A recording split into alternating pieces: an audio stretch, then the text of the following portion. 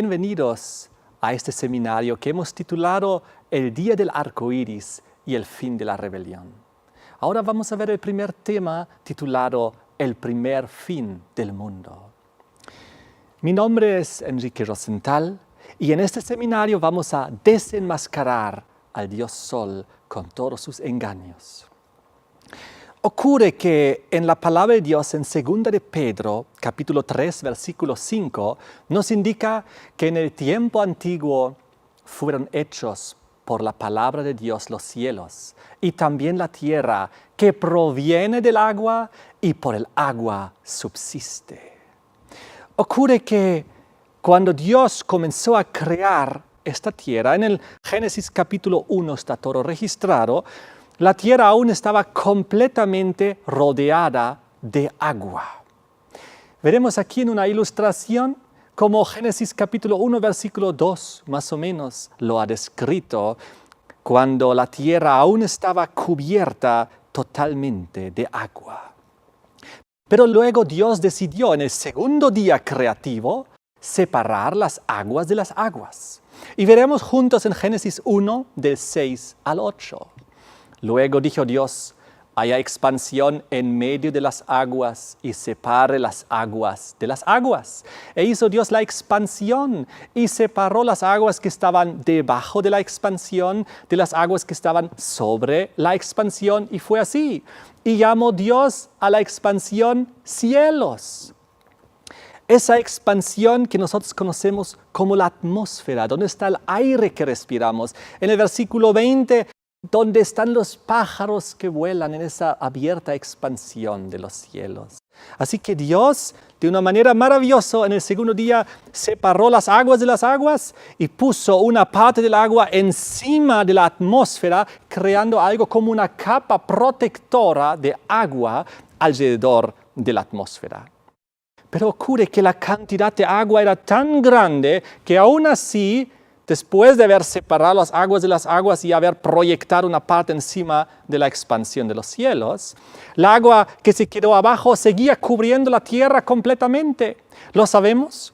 Pues en los versículos 9 y 10, durante el tercer día creativo, Dios decidió y dijo, descúbrase lo seco. Y Dios ahí separó la tierra de los mares. ¡Qué interesante! Veamos unas citas del diccionario y veremos cuál era la comprensión desde la antigüedad de muchos investigadores de la palabra de Dios al respecto. Dice aquí en el diccionario, los antiguos hebreos creían que el firmamento era una inmensa bóveda que separaba las aguas que están encima de nosotros de las que hay en la tierra. Y vemos otra cita donde dice, y aparece en la Biblia de Jerusalén al pie de página, el firmamento o bóveda celeste se imaginaba como una cúpula consistente que retenían las aguas superiores. A través de sus aperturas caerían las aguas del diluvio. Y saben, no estaban muy equivocados, estaban bastante bien en su comprensión. Por lo tanto, había 3 cielos que la palabra de Dios identifica. El primer cielo es la atmósfera. Es donde está el aire que respiramos, donde están las nubes y donde vuelan los pájaros. La segunda expansión es el espacio exterior, donde está el sol, la luna y las estrellas. Y la tercera es pues el hogar de Dios. El tercer cielo es donde habita Dios, donde está la Santa Jerusalén celestial. La expansión celestial de los astros, Dios la creó durante el 4º día, cuando puso sol, luna y estrellas ahí. Ustedes lo pueden ver en Génesis 1, del 14 al 19. Por lo tanto, esta capa de agua que Dios había creado durante el segundo día, que estaba sobre la atmósfera, sobre la expansión que nosotros conocemos hoy en día como el cielo, donde respiramos y vuelan los pájaros, era una capa de agua. No eran las nubes que aparecen dentro de la atmósfera, que hoy en día mucha gente piensa que fue así. Hay varias razones que nos muestran que durante el segundo día lo que Dios proyectó arriba el agua no fueron las nubes, sino fueron una capa impresionante protectora de agua que cubría alrededor de la atmósfera todo el planeta Tierra. Vamos a ver 5 razones que nos ayudan a entender este punto. En primer lugar, la palabra de Dios menciona una separación concreta de las aguas, tal como en el primer día Dios había separado la luz de las tinieblas, tal como en el tercer día Dios había separado la tierra del mar. Es así como Dios había separado en el segundo día las aguas de las aguas que estaban aquí abajo y las que proyectó Él arriba. En segundo lugar, tenemos que entender que justamente las nubes están dentro y no sobre la expansión, es decir, el cielo. Las nubes, nosotros vemos, están ahí dentro de la atmósfera, no están encima de ella. El tercer punto es muy interesante, pues todas las aguas combinadas que existen actualmente dentro de la atmósfera, que son el vapor, la humedad, las nubes, la lluvia, etc. Todas estas aguas combinadas, la ciencia ha calculado que se trata aproximadamente de 1.005.000 kilómetros cúbicos, que es solo un fragmento mínimo del 0.07% de todo el agua que existe aquí en la Tierra. Si toda esa agua combinada podría caer en un mismo momento, en un mismo lugar, jamás podría inundar la tierra, porque es tan minúscula la cantidad.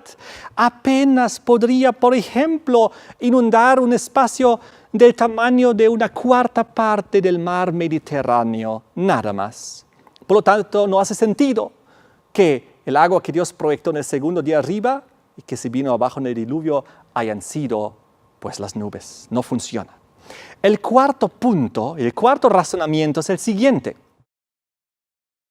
Nubes con sus lluvias típicas, aunque terribles y muy poderosas y muy intensas, si nos imaginamos así el diluvio, nunca hubiesen podido separar los continentes ni elevar cordilleras. Hoy en día a veces en la Tierra se experimentan terribles tormentas tropicales o huracanadas, pero ninguna de ellas puede lograr mover una isla, mover un continente, elevar una cordillera. No, aún imaginándonos mucho más grande una tormenta en ese sentido, no tiene esta capacidad. Así que el diluvio fue algo diferente, fue algo mucho más poderoso, como vamos a ver a continuación. Pero de todas maneras, el quinto razonamiento que nos enseña que el agua que Dios puso encima de la expansión fue la capa protectora de agua es la siguiente. Antes, en el mundo prediluviano, antes no existía, según el Génesis, un ciclo eterno de evaporación, formación de nubes, lluvia, arcoíris. Todos esos fenómenos naturales recién en el Génesis comienzan a aparecer a partir y después del diluvio. Son fenómenos ajenos al mundo antes del diluvio. Recién aparecen a partir de Génesis 9 esta mención de estos fenómenos. Quiero que entiendan que cuando Dios creó esta tierra, Él, durante el tercer día, cuando separó lo seco pues, del mar y creó la tierra, donde el supercontinente original era un mundo unido en el cual habitaban los antediluvianos.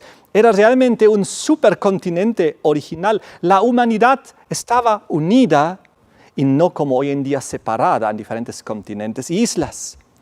En el tercer día Dios creó entonces la tierra separando lo seco del mar y en singular dijo la tierra y los mares. Génesis 1, 9 y 10. Eso es muy significativo, porque la tierra era unida y alrededor estaban los mares. Me imagino el mar del norte, del sur, del este, del oeste. De todas maneras, alrededor de la atmósfera había una capa protectora que garantizaba a esta humanidad un perfecto clima estable, equilibrado y bueno. El sol no lastimaba a las criaturas que Dios había hecho. Adán y Eva, dice la palabra de Dios, caminaban desnudos, no les lastimaba el sol. Dios dijo en Génesis 1:31 que todo fue bueno en gran manera, pues Dios nunca crearía algo que podía lastimar a sus criaturas, que Él creó con tanto amor.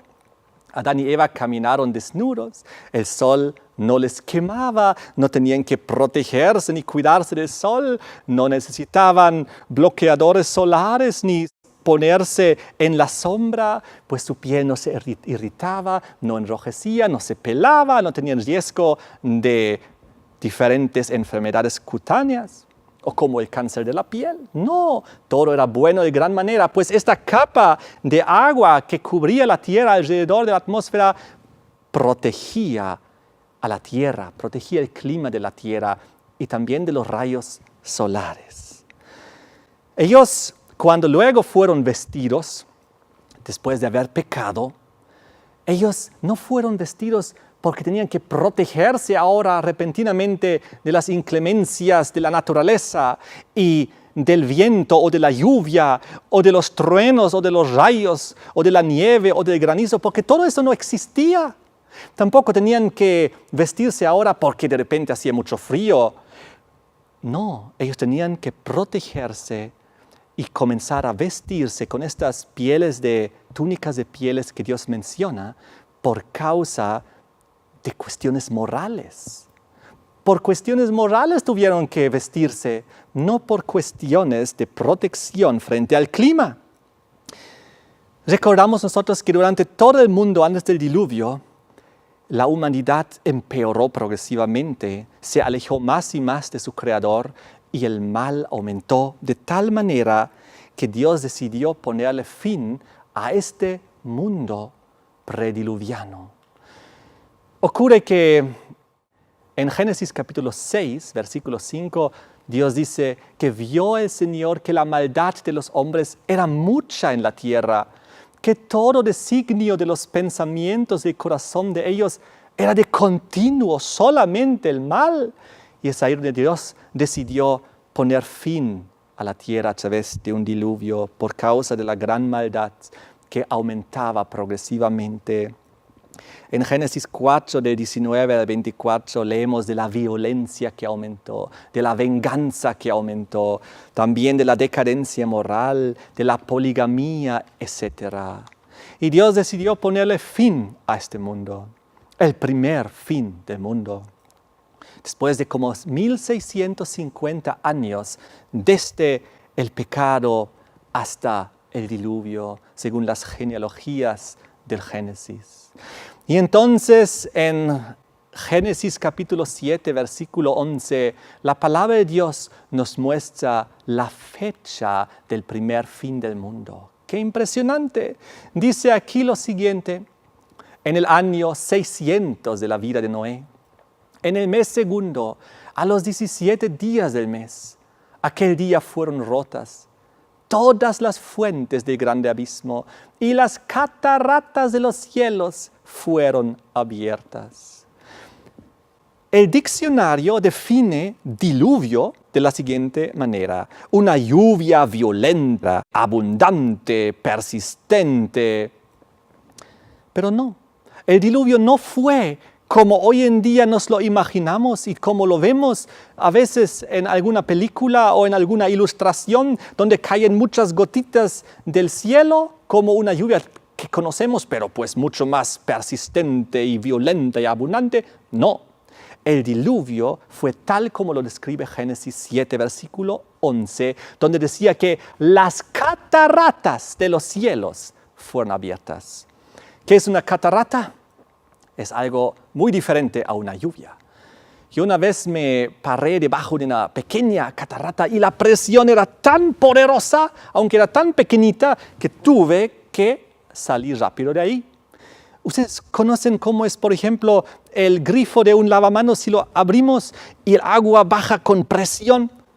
Así tenemos que imaginarnos el diluvio. Las cataratas de los cielos fueron abiertas. Y no fue solo una ruptura en la capa protectora por donde comenzó a caer el agua, miles de kilómetros para impactar con toda la fuerza bruta aquí en la tierra, sino la Biblia habla en plural, las cataratas de los cielos, porque quizás eran mínimo 2, pero quizás eran decenas o cientos de rupturas en la capa protectora, y entonces el agua que Dios en el segundo día había proyectado ahí arriba y que había protegido el clima de la tierra y que nos había protegido de los rayos solares, se vino abajo en el diluvio. Durante 40 días y 40 noches que tardó el diluvio, se vino abajo todo ese agua que Dios había puesto durante el segundo día ahí encima de la expansión. ¡Qué terrible! Eso sí tuvo un efecto y una fuerza bruta, impactante, para remover continentes, para destruir la tierra, para elevar cordilleras. Eso es lo que fue el diluvio.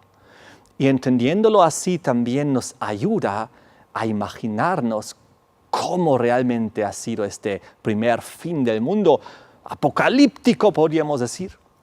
Génesis 7, versículo 11, nos describe que había un segundo factor en la destrucción del planeta Tierra en aquel entonces, pues dice ahí que también fueron rotas todas las fuentes del grande abismo. Es decir, aparte de las cataratas del cielo que fueron abiertas y que vinieron aquí abajo, también todas las fuentes del grande abismo fueron rotas. Es decir, algo fue roto aquí en la estructura misma del planeta Tierra, y de ahí que comenzó la tectónica de placas y la deriva continental.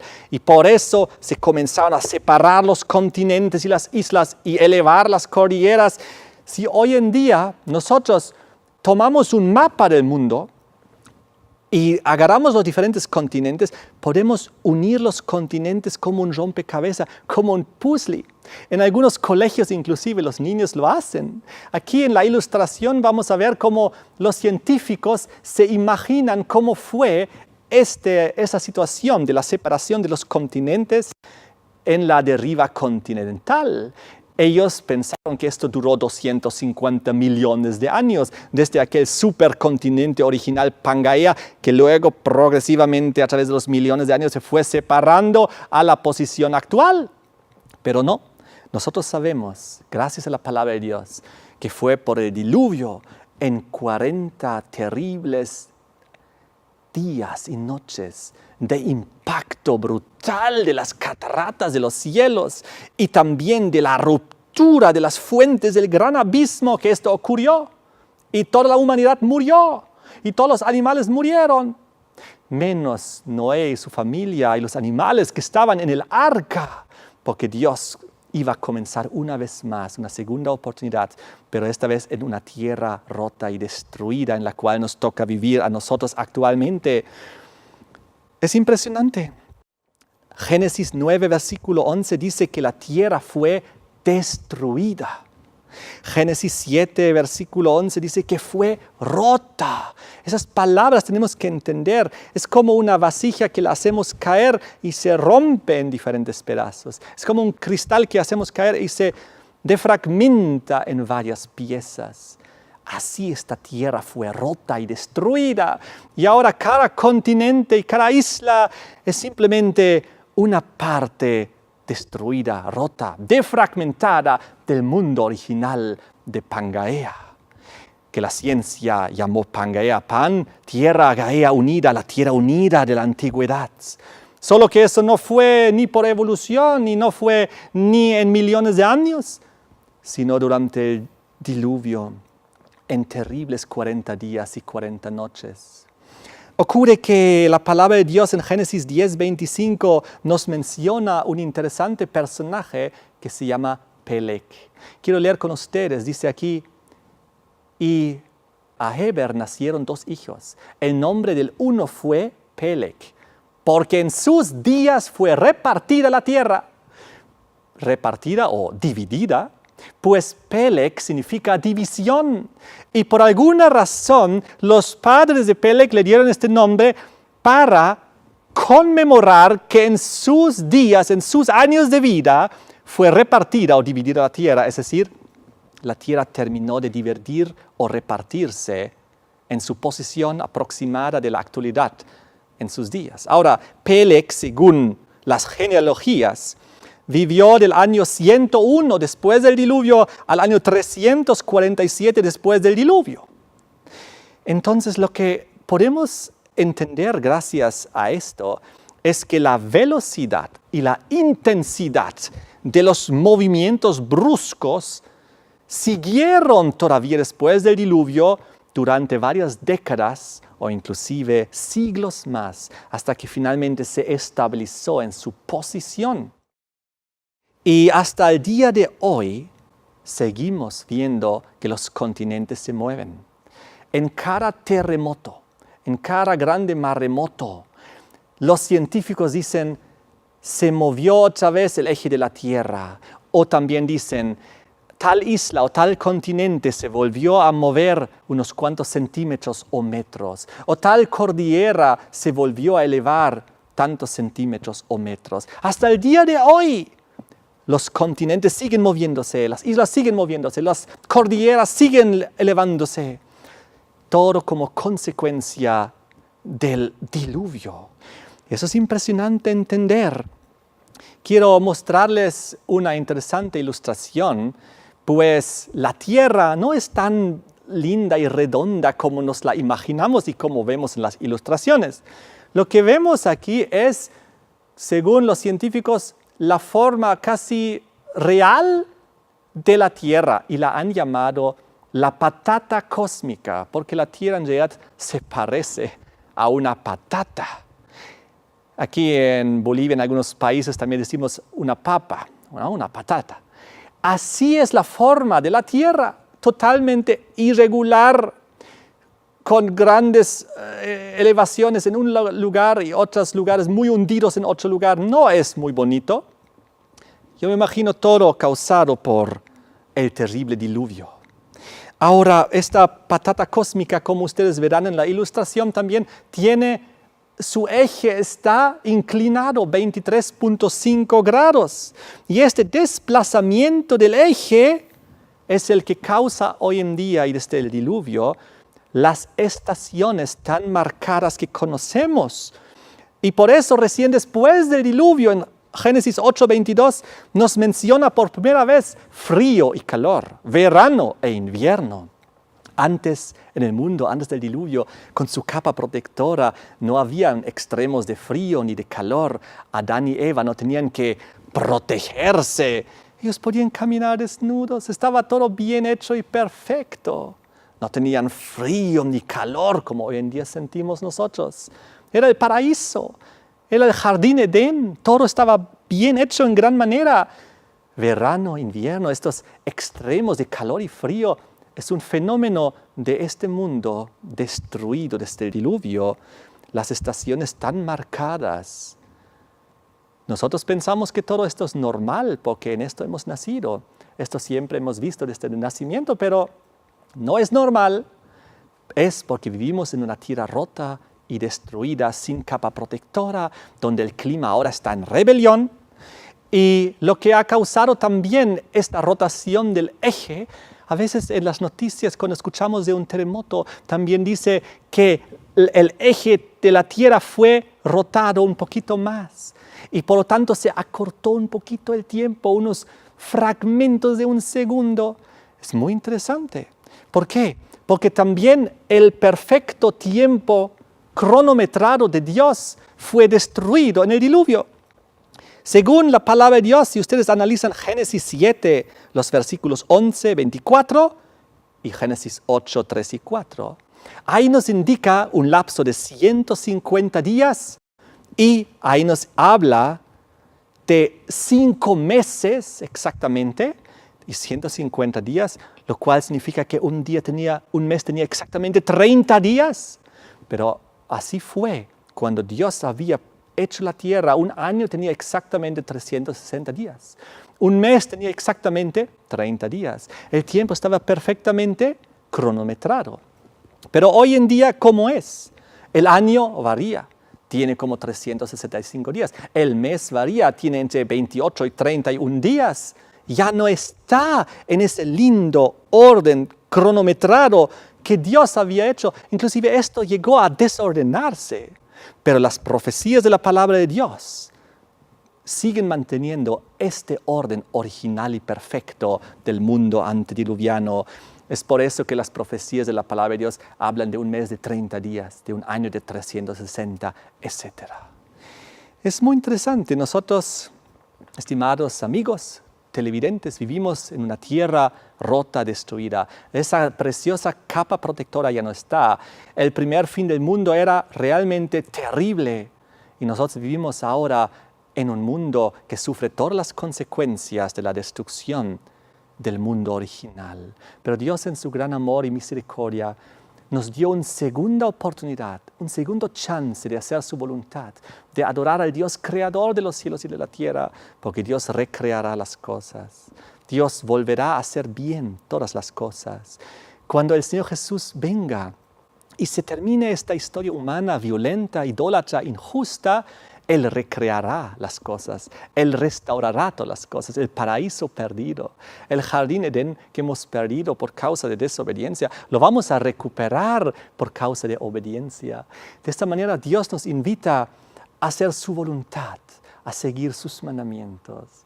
Yo quiero hacerles un llamado para que todos ustedes también tomen esta decisión. Yo también ya la he tomado, de adorar al Dios creador de los cielos y de la tierra, aquel que tiene un precioso futuro para nosotros. Oremos, inclinemos el rostro para orar. Padre nuestro que estás en el cielo, creador de los cielos y de la tierra, te damos gracias por tu palabra. Sabemos que tú vienes pronto según tus promesas y vas a recrear todas las cosas y volveremos a vivir en un mundo estable, en un clima estable y protegido, Señor, cuando tú vengas, porque tú harás nuevos cielos y nueva tierra. Te pedimos que todos nosotros estemos ahí. Te damos gracias en el nombre de Jesús. Amén. Que Dios nos bendiga con este conocimiento. En el siguiente tema vamos a seguir profundizando y viendo las terribles consecuencias del diluvio.